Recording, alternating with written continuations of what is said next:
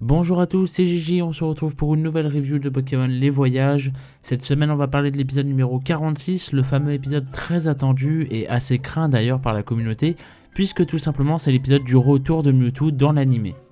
Et attention, on ne parle pas là uniquement de Mewtwo, le Pokémon en général, mais bien du Mewtwo que tout le monde connaît, celui du premier film. Et pour le coup c'était un épisode qui, je pense, risque fortement de créer la polémique, mais qui en tout cas, une chose est sûre, était plutôt surprenant à plusieurs niveaux. Et je pense que personne ne s'attendait véritablement à ce résultat-là, qui est pour le coup autant original que contestable, il faut se le dire. Premièrement, commençons par aborder le déroulement de l'épisode qui était extrêmement spécial pour ne pas dire étrange. Nouvelle introduction au début d'épisode, les héros voyagent, on se focalise pas mal sur la présentation de certains Pokémon sauvages, puis ils rencontrent Mewtwo et affirment à nouveau leurs objectifs.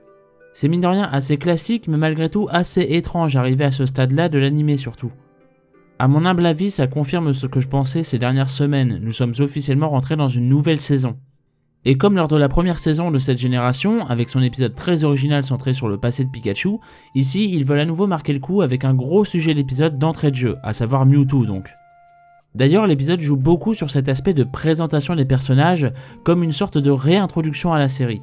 Mewtwo sert ici non seulement de repère pour les nostalgiques, mais surtout d'une étape à franchir, comme une sorte de mentor, assez étrangement d'ailleurs. Se vantant ainsi comme étant le Pokémon à avoir été créé pour être le plus fort, les héros le défient donc afin de tenter de le battre pour Sacha, afin de lui permettre de se rapprocher de son objectif, à savoir d'être le meilleur. Là où Go, quant à lui, souhaite le capturer pour se rapprocher de son objectif, la capture de Mew.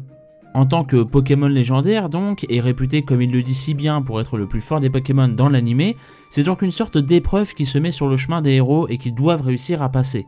Sauf qu'évidemment ce ne sera pas le cas. A l'inverse même, Mewtwo réalise ce que l'on appelle un squash, autrement dit un combat à sens unique. Alors comme ça vous avez progressé dans vos objectifs et vous avez même fait évoluer vos Pokémon? Ça n'est pas suffisant pour ne serait-ce qu'oser effleurer Mewtwo. Bien sûr ici la mise en scène est très simple, faire paraître Mewtwo, le plus fort des Pokémon, en tant que créature à la force surhumaine et complètement badass. En tout cas c'est clairement l'idée pour ceux qui découvriraient seulement Mewtwo dans l'animé à l'heure actuelle. Et c'est un peu ça le problème à vrai dire. J'entends par là que certes l'animé se veut tout public, et bien évidemment certains n'ont peut-être toujours pas vu les premiers épisodes et films de la saga, donc ils ignorent tout de ce que représente Mewtwo dans l'animé. Sauf qu'ici encore une fois il ne s'agit pas de n'importe quel Mewtwo, c'est celui de la genèse de Pokémon, celui qui a marqué une génération, c'est bel et bien le Mewtwo du premier film. Sacha le reconnaît d'ailleurs, et il précise avoir été créé pour être le plus fort, et le doubleur japonais est bel et bien le même. Mais c'est tout, la continuité s'arrête ici. Forcément, nous étions en droit d'en attendre plus, même si jusqu'ici cette saison nous a habitués à du fanservice certes prononcé et assumé, mais jamais très exploité à sa juste mesure, créant ainsi ce genre de contenu assez ambigu mine de rien, et ça reste tout de même assez frustrant, on va pas se mentir, bien malheureusement.